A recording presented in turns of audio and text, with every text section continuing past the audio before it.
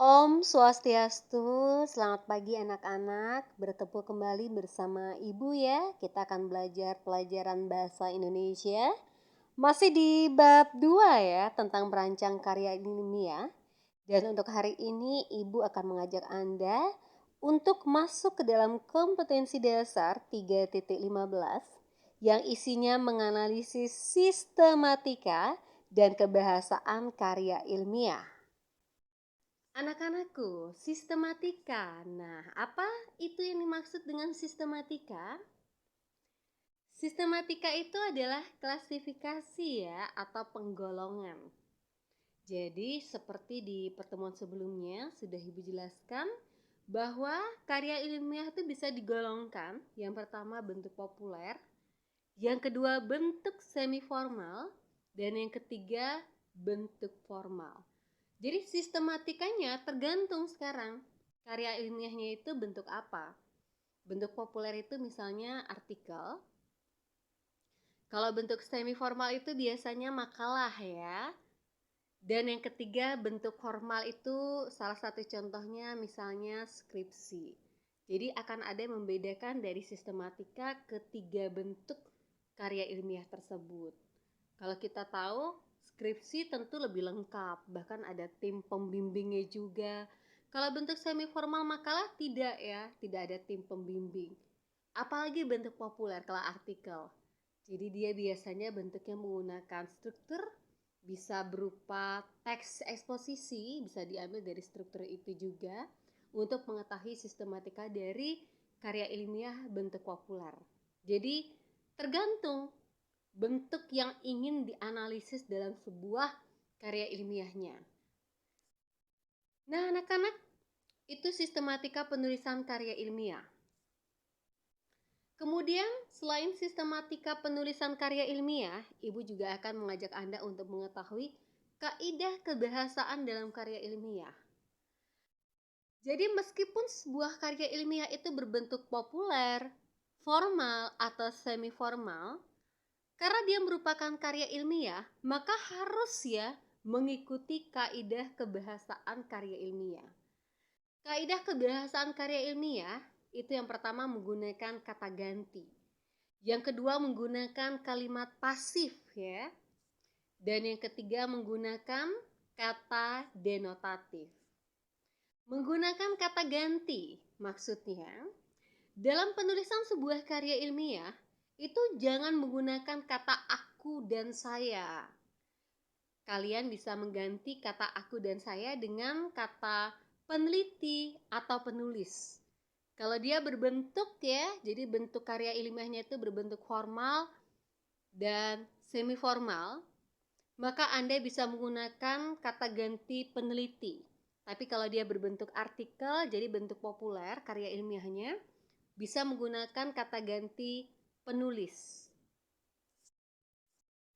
Kemudian kaidah kebahasaan yang kedua dalam karya ilmiah adalah menggunakan kalimat pasif. Apa itu kalimat pasif? Nah, kalimat yang subjeknya dikenai tindakan. Biasanya juga memiliki predikat berupa verba yang diawali dengan di dan ter. Kemudian yang ketiga menggunakan kata denotatif, anakku. Jadi ini adalah kata denotatif, kata makna lugas. Maknanya tidak ganda atau ambigu. Itu yang dimaksud dengan kata denotatif. Di pelajaran sebelumnya di materi proposal, tentu ini juga sudah Ibu sampaikan. Jadi bila mana sebuah kalimat dikatakan mengandung ya kalimat denotatif ketika kalimat tersebut tidak bermakna ganda. Jadi apa yang disampaikan itu sesuai dengan pemahaman konseptual dari sebuah kata. Anak-anak, untuk tugas hari ini adalah yang pertama, coba baca karya ilmiah di internet nih. Kemudian analisis bentuk karya ilmiah tersebut. Analisis sistematika ya, sesuai dengan bentuknya. Jadi kalau Anda mencari karya ilmiah berbentuk populer, berarti artikel, silakan Anda analisis sudahkah sesuai sistematika penulisan artikel tersebut dengan yang harusnya ada dalam sebuah tulisan bentuk populer. Kalau yang Anda analisis adalah makalah, nah, bisa dilihat apakah sudah sesuai sistematika penulisan makalah sudah lengkap.